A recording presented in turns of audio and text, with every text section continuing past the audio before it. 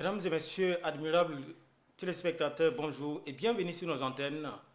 L'interview de CLM-TV reçoit aujourd'hui dans nos modestes studios un homme extraordinaire, la main sur le cœur, qui œuvre pour le bien-être de son folon natal. Il a été chef de cabinet, il a travaillé à l'Union européenne, il est PDG aujourd'hui des entreprises Jamerico Holding, candidat dans la région du Folon dans le cadre de l'élection couplée municipale et régionale du 18 octobre, 13 octobre 2018. Mesdames et messieurs, Mameri Kone, je suis Badini Issa et pour mener cet entretien, je suis accompagné de la ravissante Xavier Aouré. Monsieur Kone, bonjour. Bonjour. Alors, dans nos enquêtes, on a trouvé que vous êtes père de 4 enfants. Alors, en tant que père de famille, qui est Kone Mameri?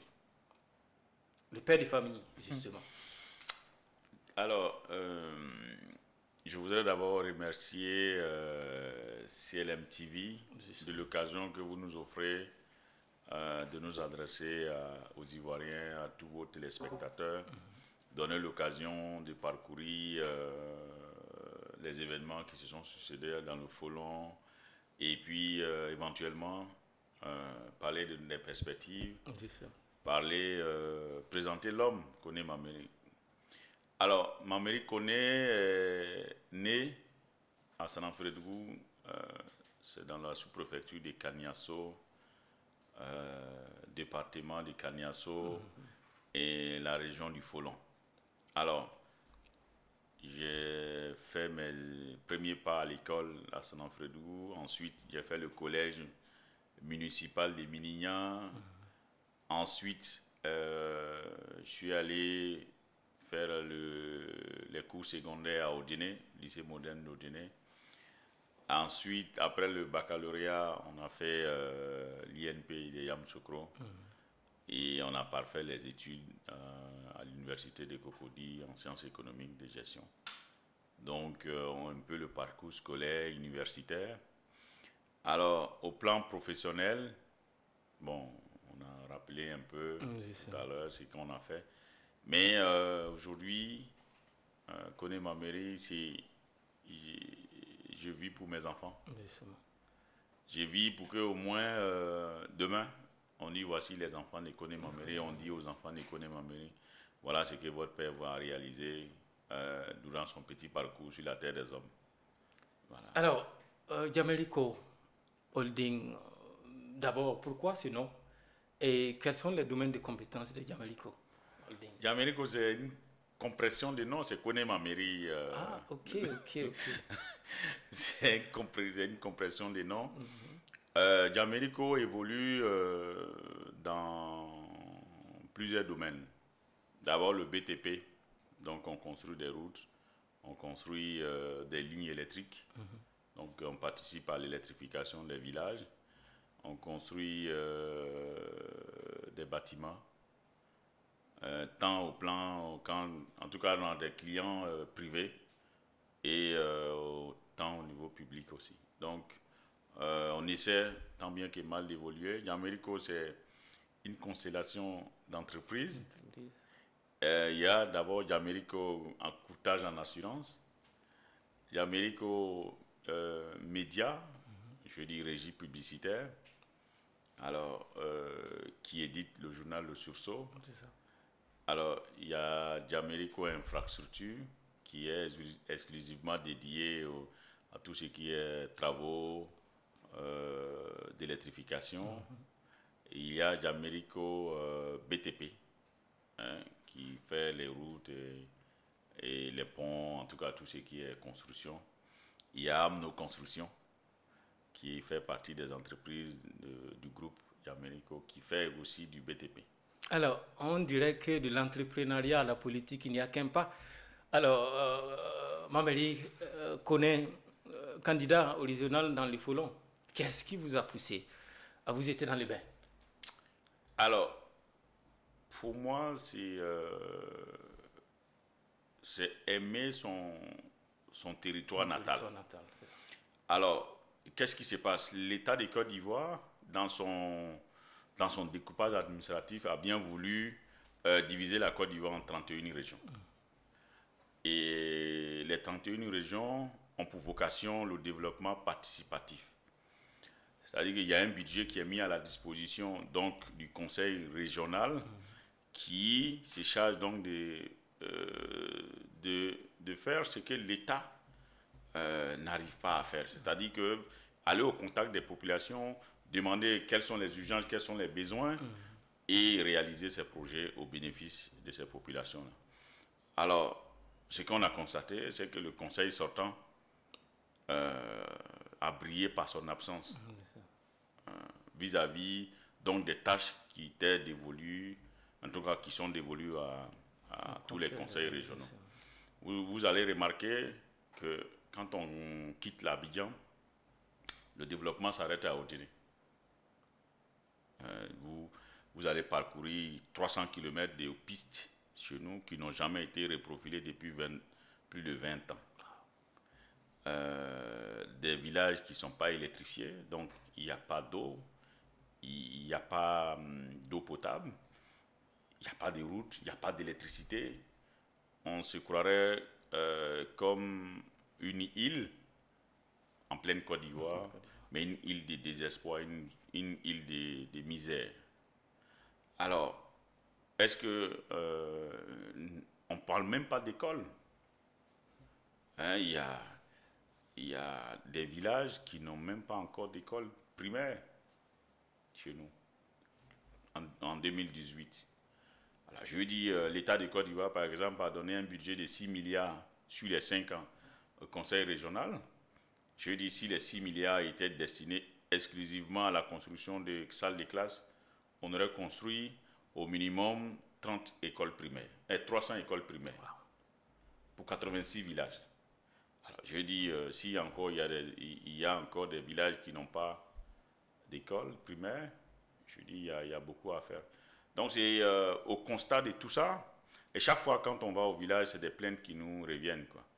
Ah mais bon, connaît ma mairie, il a beau avoir des moyens, mais il ne peut pas subvenir, il ne peut pas substituer à l'État.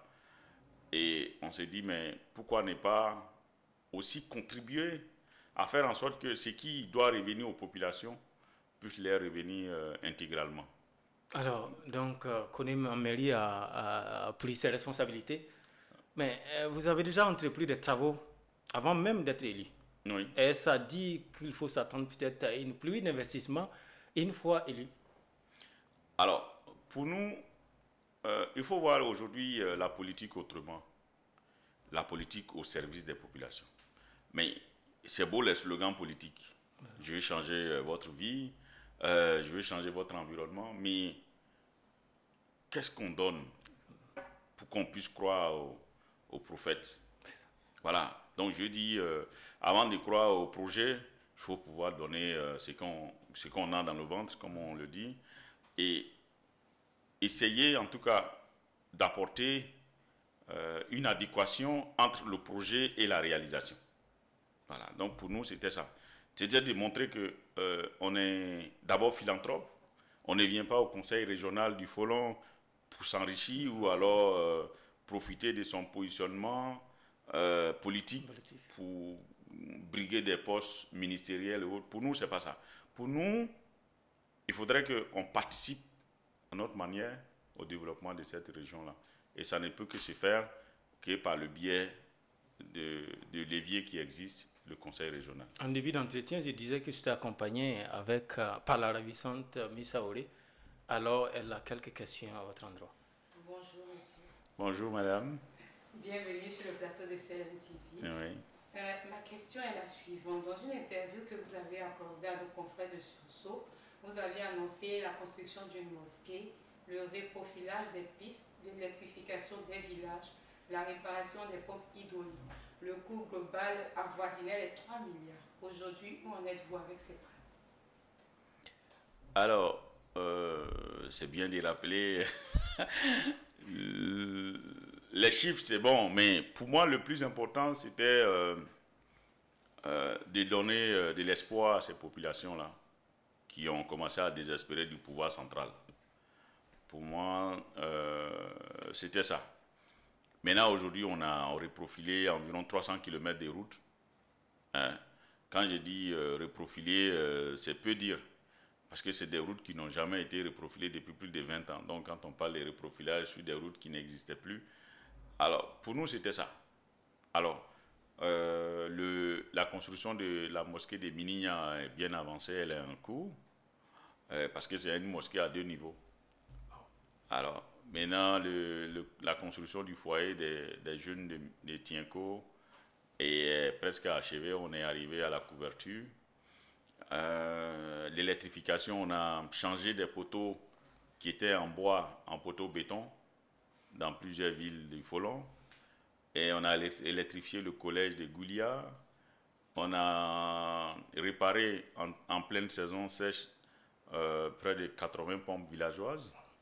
Alors donc pour nous, on continue. Voilà. On continue à se battre pour que au moins ces populations-là puissent réapprendre à vivre ensemble et se considérer comme des Ivoiriens de plein exercice. À quelques jours de la campagne, Monsieur le Président, pouvez-vous nous donner les grandes lignes de votre programme? Alors, pour nous, on s'inscrit dans une dynamique qu'on a initiée. C'est-à-dire que le développement ne peut se faire que par les populations et au bénéfice des populations elles-mêmes. Mais il y a des infrastructures qui permettent ou qui accélèrent le développement local, c'est-à-dire les routes. C'est-à-dire la formation. Pour nous, on s'est donné comme objectif de faire en sorte que tous les villages du Folon puissent avoir au minimum 3 salles de classe. Et là où il y a des déficits de salles de classe, il faudra en construire pour que plus jamais qu'un enfant ne puisse pas aller à l'école parce qu'il n'y a pas d'infrastructure qui puisse lui permettre d'aller à l'école. On s'est dit aussi que dans notre projet, sur chaque 10 km, on va construire un centre de santé. Parce que il y a encore des matrones chez nous. Il n'y a pas de sages-femmes, quoi. On accouche encore à la maison et dans des conditions pénibles. Et Dieu seul sait combien de vies sont perdues au vu donc de l'absence de toutes ces choses. Secondo, nous allons chez nous, c'est une zone entièrement, je vais dire, à 100% musulmane. Mais là-bas, il y a des enfants qui n'arrivent pas à aller à l'école parce qu'ils doivent aller faire le madrasa. Nous disons qu'il faut allier les deux. C'est-à-dire on va en accord avec les responsables locaux donc, du ministère de l'Éducation nationale, trouver un accord pour qu'il y ait les deux formations. La formation à l'école française et la formation à l'islam. Voilà, pour que tous les enfants puissent avoir l'opportunité de faire, en tout cas, les mêmes chances de réussir à l'école. Pour nous, c'est fondamental. Voilà. Quand on veut un jour se développer, il faut que les citoyens, en tout cas, puissent être formés. Donc, ce sont nos axes majeurs. C'est la formation, c'est la construction d'infrastructures qui sont aujourd'hui inexistantes, aussi l'encadrement de nos femmes, de nos mamans et de nos sœurs. Parce que quand on dit le développement local, c'est d'abord les femmes. Pour nous, il faut les appuyer, il faut les former, il faut les encadrer parce que 70% d'entre elles ne sont jamais allées à l'école. Mais elles sont allées à l'école de la vie, quoi. Bon, mais il faut les encadrer en plus. Il faut les appuyer par les fonds qui existent au niveau du conseil. Donc il faut les encadrer, les mettre ensemble en coopérative et puis les appuyer pour qu'elles puissent arriver à une autonomisation financière et au bénéfice de la population, quoi. Parce que moi, je sais que quand je partais à l'école, celle qui me donnait l'argent, c'est ma maman, quoi. Mon papa ne m'a jamais donné le jeton, comme on le dit. Donc voilà, c'est ça. Ce sont les axes majeurs. Et en plus, on a une diaspora qui est vivante, qui est comme partout ailleurs. On va aller vers la diaspora pour qu'elle puisse contribuer aussi à nous apporter la ressource additionnelle pour que on puisse accélérer le développement qui est tant entendu, quoi. Alors, pour vous répondre au mot, est-ce que cette diaspora est associée ou sera associée dans votre campagne qui va démarrer bientôt? Oui, elle va participer activement, elle est d'ailleurs représentée. À quel niveau? Au niveau à quelle central. hauteur? Au niveau central. Au niveau central. Au niveau de la direction des campagnes. Ah, ok. Il y a une direction dédiée à la diaspora. Et c'est vrai, elles ne vont pas voter. Mais quand on sait le poids, hein, le poids financier de cette diaspora, elle a aussi son mot à dire, quoi. Alors, connaît Mameli, candidat, connaît Mameli, le collégien, et même le lycéen qui a donné pratiquement toute sa vie au RDR, mais aujourd'hui qui se retrouve candidat. Qu'est-ce qui s'est passé? Candidat indépendant. Candidat indépendant. Ouais. Alors, j'avoue que pour moi, la vie politicienne, c'est vrai, je suis RDR. J'ai participé, je dis, le premier meeting du RDR, c'était en 95 à Odiéné. Je venais d'arriver en seconde et on a participé c'était un vent nouveau, quoi. Et c'était un autre son de cloche, on y a participé. Donc depuis 1995, j'ai milité au RDR à tous les niveaux. C'est moi qui ai installé le RDR à Cocody Vallon. Wow. C'était dans les années de Braise jusqu'en 99. Mais après, bon, on est passé à autre chose, quoi. Et je ne suis plus revenu, malheureusement. Et évidemment, les autres ont fait les classes. Donc, je n'ai pas sollicité le parrainage du RDR. Je me suis dit, ce qui est en question ici, ce n'est pas la politique politicienne. Ce qui est en cause et ce qu'il faut mettre en exergue, c'est comment est-ce qu'on développe notre région. Donc, il n'y a pas d'étiquette politique, de toutes les façons. Chez nous, il n'y a pas de partis politiques. Dans le Folon, c'est une région monopolitique. Et en jugé par les résultats des scores réalisés dans les différentes élections depuis qu'il y a eu des élections démocratiques. C'est toujours 99. Vraiment, on frôle toujours les 100% dans le Folon pour le candidat du RDR. Donc, pour nous, cette élection, elle n'est pas politique. Et je dirais, c'est une compétition domestique entre fils du Folon qui, bon, voilà, il fallait forcément que le RDR choisisse un candidat. Le RDR a fait son choix, mais l'enjeu, ce n'est pas politique. L'enjeu, c'est de trouver le bon cheval pour développer la région du Folon. Alors, quelles sont vos chances si nous allons peut-être en termes de statistiques? Parce qu'apparemment, M. Kone Mameli, bien qu'il n'est pas candidat sortant, a pratiquement ratissé l'âge. Pratiquement depuis 1, 2 ou voire même 3 ans, et sur le terrain, en train de batailler dur. Ouais. Alors, aujourd'hui, les résultats qui vous parviennent sont comment? Alors, pour moi, enfin, la question, est-ce qu'il y a-t-il lieu même de faire une campagne encore? Ah oui, mais bon, on part favori, c'est clair. Mais être favori, ça reste des mots. Maintenant, c'est de concrétiser dans la compétition électorale, c'est d'être présent, c'est de rassurer encore davantage. C'est le verdict des urnes, il ne faut pas être triomphaliste avant de l'avoir. Le score, on va l'avoir, on l'aura, mais nous, on pense que ce que nous avions fait sur le terrain depuis plus de 3 ans, aux côtés des populations, elles sauront à un moment donné nous rendre la monnaie, quoi. Et pour moi, aujourd'hui, il était bon quand même de fixer le cap, de dire que c'est possible de faire la politique autrement, de dire que la politique n'est pas là de mentir ou de tromper son peuple. La politique aussi, c'est donner ce qu'on a de meilleur. Voilà. Alors, M. Kone, la jeunesse vous prend aujourd'hui comme un exemple parce que vous êtes aussi dès 42 ans, ouais. C'est vraiment petit.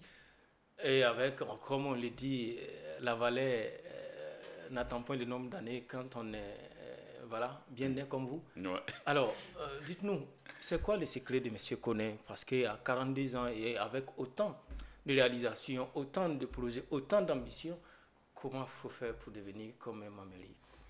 Alors, pour moi, c'est simple. La vie, c'est d'abord la formation des bases. C'est l'éducation de chacun. je dis, nous, on a été éduqués dans une famille, c'est vrai, polygame. Mais le papa, il nous a éduqués à beaucoup de valeurs, qui sont d'ailleurs universelles. La valeur travail. Et pour nous, et surtout le travail bien fait. Le travail bien fait. Mais ensuite, après, on a été éduqué à la religion comme on la connaît, la religion musulmane. Alors, pour nous, tout jeune aujourd'hui qui aujourd'hui, je parlerai à cette jeunesse-là, il n'est pas tard. Et il ne faut pas être défaitiste. On s'est dit, il y a toujours un moyen de s'en sortir. Surtout qu'on a tous chacun, autant que nous sommes, une étoile. Il faut juste croire à son étoile. Il faut forcer souvent des portes. Mais surtout, rester humble, les deux pieds sur terre. Voilà, parce que rien n'est acquis définitivement, quoi. Dans la vie, on peut être bien portant aujourd'hui, demain malade. Parce que c'est des impondérables qui ne dépendent pas de nous, franchement. On peut avoir toutes les richesses du monde aujourd'hui et le lendemain, tout perdre, quoi. Mais ce qu'il faut, c'est avoir pour leitmotiv bien faire ce qu'on a à faire. N'en veut à personne et ne jamais tendre la main ou faire la manche quelque part. Mais on peut demander sans faire la manche, j'ai un projet, je veux faire ci, je veux faire ça. Mais il faut être patient. Il faut être patient dans tout ce qu'on entreprend. Parce que tout ce qui se forme prend du temps. Même l'être humain, il commence dans des positions qu'on sait, mais jusqu'à venir un jour marcher et courir, quoi. Donc voilà. Moi, c'est une question. Oui, monsieur Koné, en début de l'année, au mois de février, vous avez reçu le prix du beurre artisan à la société Record. Quel commentaire faites-vous là-dessus? C'est un prix. C'est un prix. Le meilleur artisan en développement. Oui, mais bon, pour moi, c'est un prix. Ça nous motive. Voilà, ça nous demande donc d'être plus exigeants envers nous-mêmes et de continuer à glaner des trophées. Voilà, pour moi, ça fait partie de notre cheminement. On se dit, on est encore très jeunes et il y a des gens qui croient en nous, qui nous font confiance. Mais en même temps, les prix, bon, ils viennent comme ils veulent. Mais il faut rester concentré, il faut aller de l'avant tous les jours. Mais pour moi, la vie, elle est courte, quoi. Elle passe très vite. Comme le temps, hein, comme oui. le temps aussi. Malheureusement, nous sommes vers la fin de cette émission. Et si vous avez un dernier mot à l'endroit de tous ces électeurs qui n'attendent que vous à partir du 13, et d'ailleurs même qui vont vous voir à partir de vendredi, alors quel est votre mot de fin? Alors, un mot de fin, c'est d'abord vous remercier de l'occasion que vous nous avez donnée de parler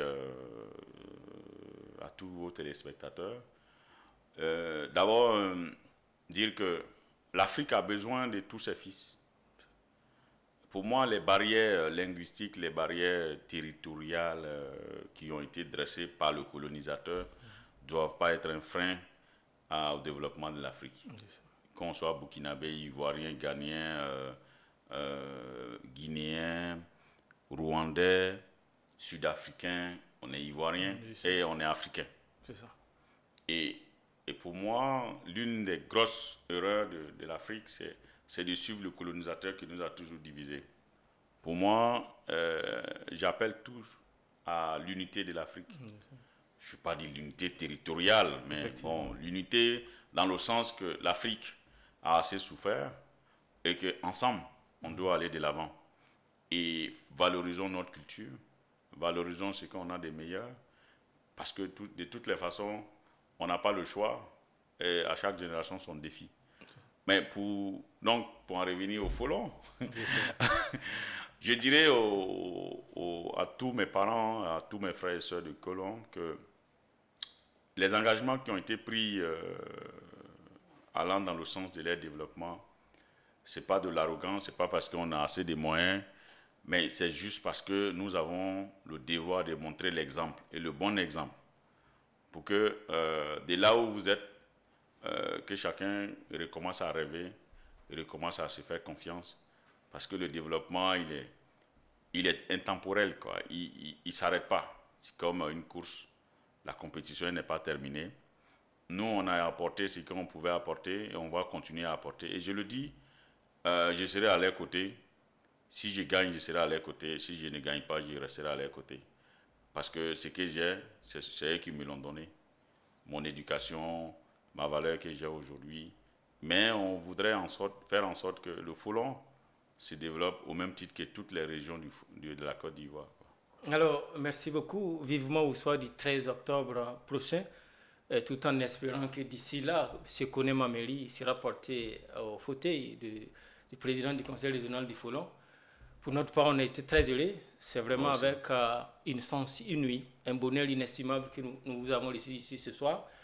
J'espère que ce plaisir est partagé également avec tous nos téléspectateurs et plus précisément à ceux du Folon. Ouais. Nous vous disons merci. Merci d'être passé sur nos plateaux. Ouais. Je l'ai dit en début d'émission, d'ailleurs, non modeste plateau. Alors, merci beaucoup. Que Dieu vous bénisse. Voilà, justement. Et amis téléspectateurs, c'est la fin malheureusement de cet entretien qui aurait même pu durer 24 heures parce que ce monsieur avait beaucoup de choses à nous dire. Merci et à la semaine prochaine. D'ici là, restez Selem. Merci beaucoup. Merci beaucoup. Ouais.